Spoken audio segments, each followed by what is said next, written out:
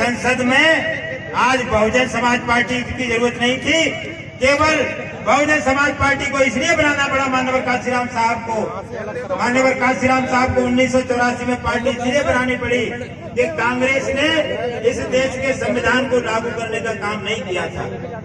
साथियों, आप लोग जानते हैं कि बाबा साहब जब संविधान सभा में अपना संविधान पेश कर रहे थे तो संविधान सभा में भी उन्होंने कहा था कि इस देश का संविधान चाहे कितना भी अच्छा हो, अगर उसको लागू करने वालों की नीयत अच्छी नहीं है तो वह संविधान खराब साबित होगा।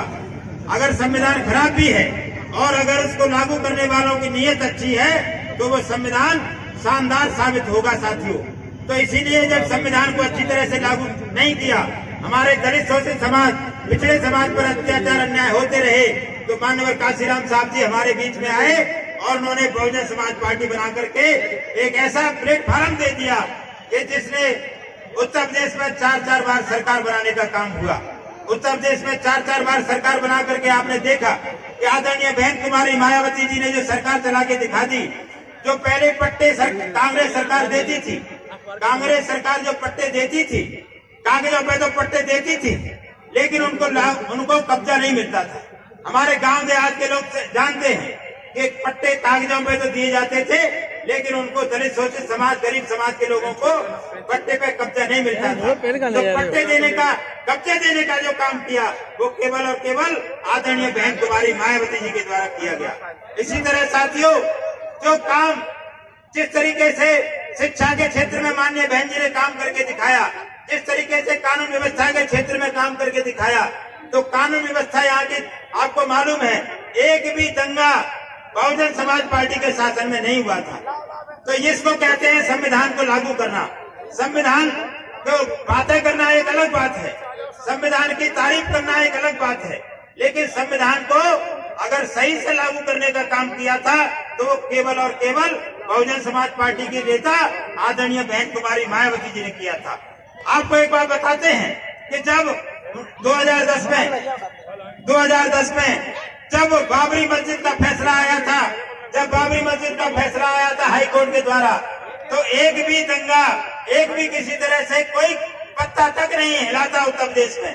सारे स्कूल कॉलेज तक खुले थे, सारे स्कूल कॉलेज तक खुले थे। एक भी सारे के सारे काम बहुजन समाज पार्टी के द्वारा इतनी शांतिपूर्वक शासन चलाया गया था कि शासन में कोई भी दंगा नहीं हुआ था। सारे स्कूल खुले थे, सारे कॉलेज खुले थे, सारे कार्यालय खुले थे। संविधान भी यही था, कानून भी यही थे, लेकिन सरकार किसकी थी? सरकार थी आदरणीय नेता बहन कुमारी मायावती जी की।